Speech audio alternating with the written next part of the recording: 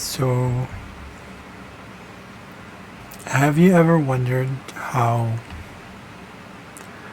people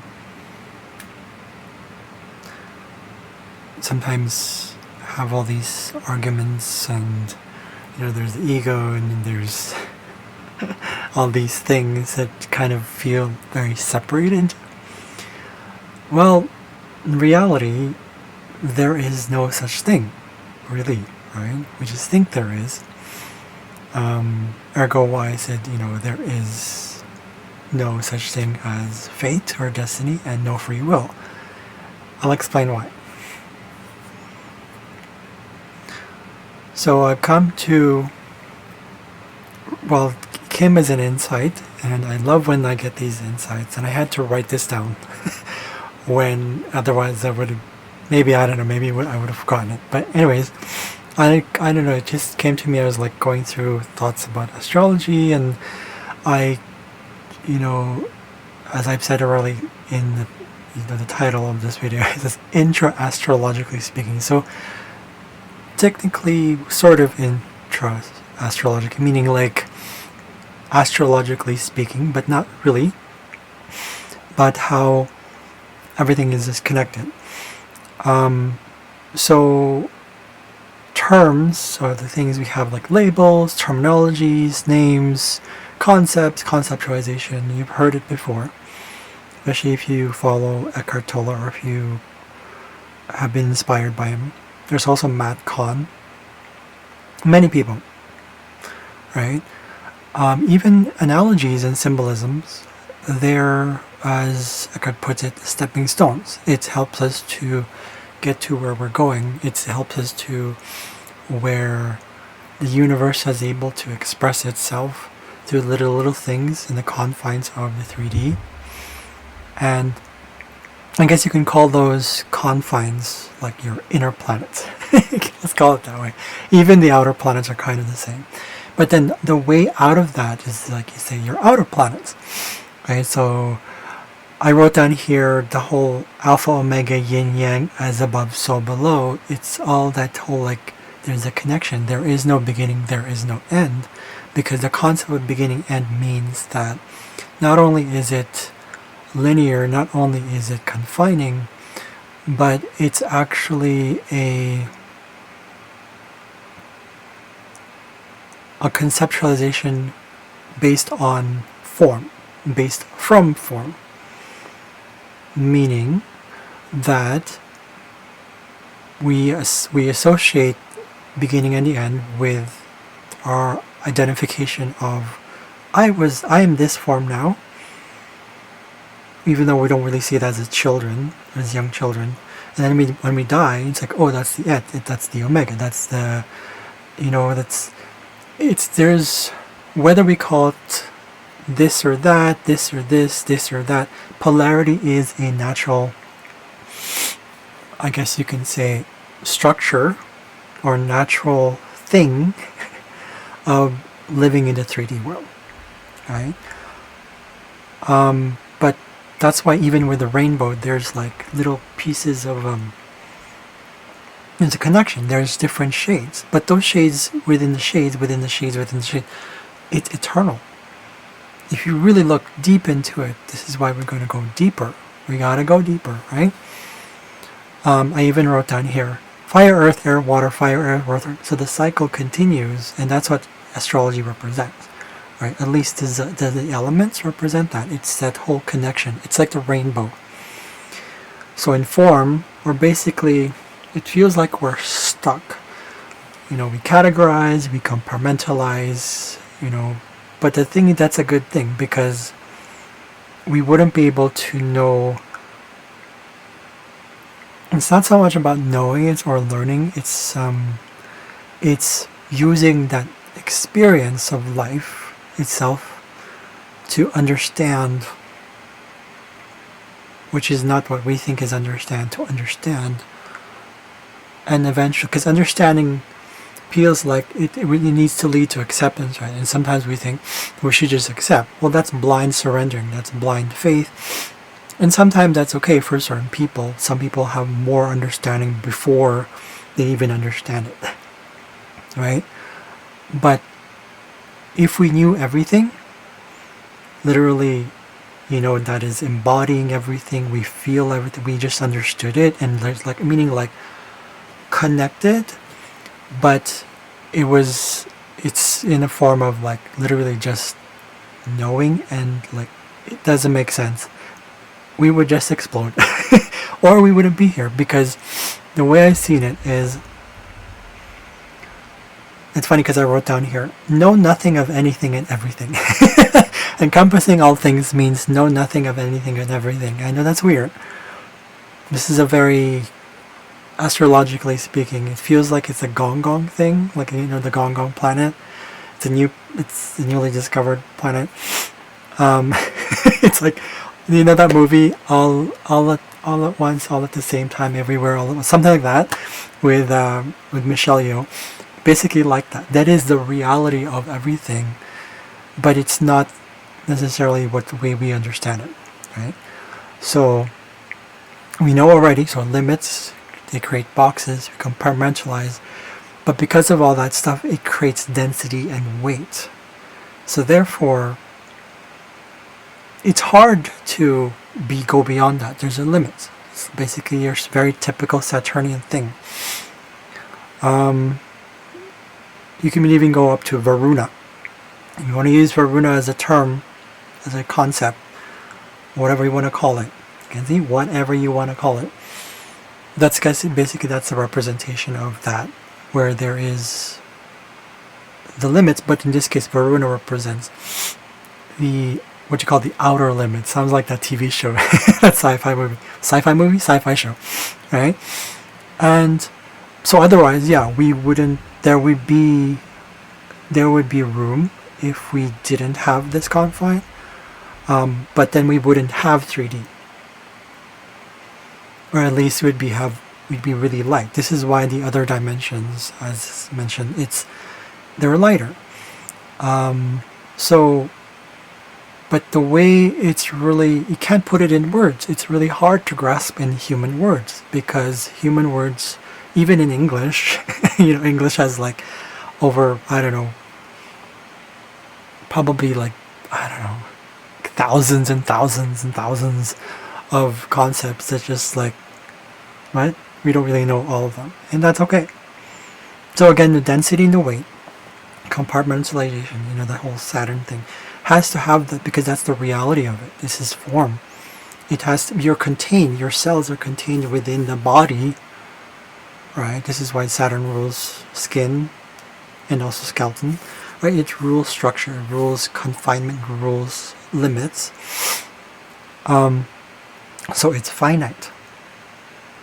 That's why it's 3D. It's not called infinite D. It's 3D. Okay? So we work with the confines of this finiteness. Okay? But we elevate from that. At least for me, that's what I'm discovering. And you know how I noticed everything is just, you look at the material world and you pay attention to it through presence. This is why presence is one of the key things to really getting to that point of grasping it. Not disgrasping, we're talking like whole grasping. Because there's nothing wrong with any of that stuff. There's nothing wrong with the accomplishments, the money, the knowledge, the labeling. There's nothing wrong with any of that stuff. This isn't about right or wrong. Just like there isn't destiny nor free will. And so we stay with it. Meaning, what I mean by that, we stay with it. We honor the purpose of this form and its gifts. We honor it and say, okay, Iris, okay, I accept it, without getting lost in it. Because otherwise, that's just egoic separation. We're now re-identifying, oh, I'm separate, therefore I'm formed, this is my, like if I said, oh, I'm gay, you're straight, fuck you. I'm just like, no, that doesn't work that way. That's, egoic separation is an illusion. And for those who are definitely waking up, they're starting to realize this, they're starting to understand it. Right? So again, destiny or free will? No, it's actually both. And there's the answer to the whole thing. It's actually both. They work together. Just like as above, so below, yin yang, alpha omega. They're all, it's the polarity is the manifestations that we experience when we start to understand that there's these, things. So destiny, as I put it here, is anything to do with nature, form, material, physical things. So natural occurrences, phenomena, whether as consequence or result. What I mean by all this, like this destiny thing, is that some things you can't help. When I say consequence, I mean the consequence of, let's say, you have a certain condition, it's been passed on, or you make that choice. Like for me, I have many years. I made that choice before, when I was really unconscious, I ate whatever the fuck I wanted. High sodium, high fat, high cholesterol, maybe, but still, right? So it led to this point. And then I shocked the body into training, swimming. I went from deciding to go into swimming from once a week to 3 times a week to 6 times, 7. And I just I thought I was doing it gradually, because I lost the purpose. I lost the direction I was heading. I thought, it's like it was supposed to be fun, but then I took it seriously and more seriously and more seriously. So I identified with that seriousness. Why? Because I was trying to prove something. The point is, the choices I made led to that point where I was eventually diagnosed with many years later. Right? So that's destiny. The choices that I had to make physically, and that led to that. Free will is the free will, I would say, is the inspiration behind things that you basically. It's kind of like an opportunity. It's when you get opportunity and it feels like a blessing. It feels like it inspires you. It's guidedness, learning, growth. Even actions we take, whether it's an action or what I call a pro-action or a reaction. So the choices that we make based on, it's choices, right? So what do we do with this? What do we do with that, right? Those are the free will stuff, things that float around above that destiny thing. So both of them are actually kind of intertwined. They're kind of like this, right? So I felt like this is the insight that I got, and I'm willing to be wrong on this. That's totally fine. But the point is, this is what I got. So in reality, there is neither destiny nor free will. Why? Because they're one and the same. When I say one and the same, is because they work together it's like life and death. It's like creation, destruction.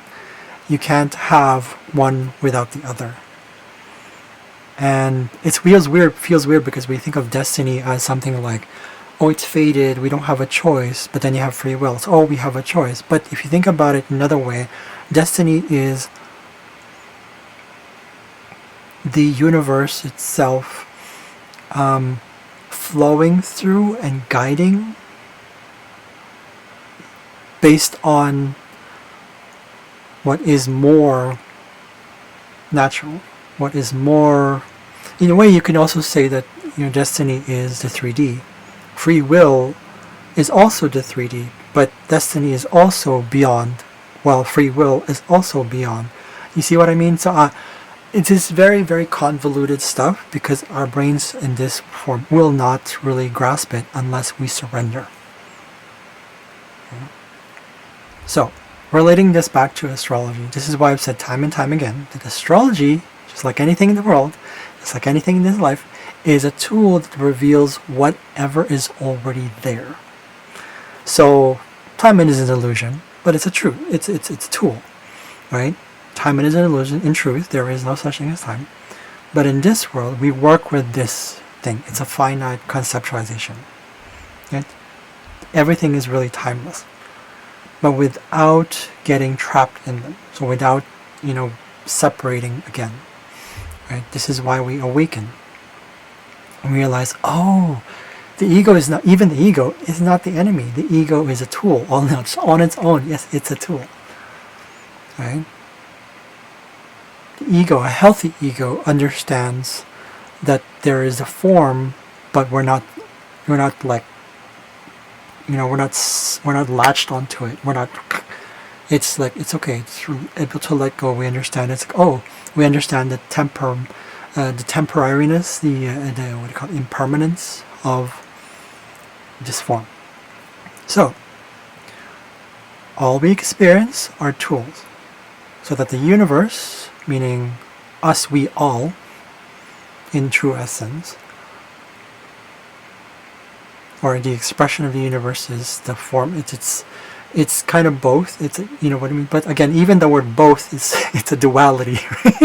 When I say both, I mean there's no really such thing as both. It's all. I know this is kind of like whoo, but this is the insight I'm getting.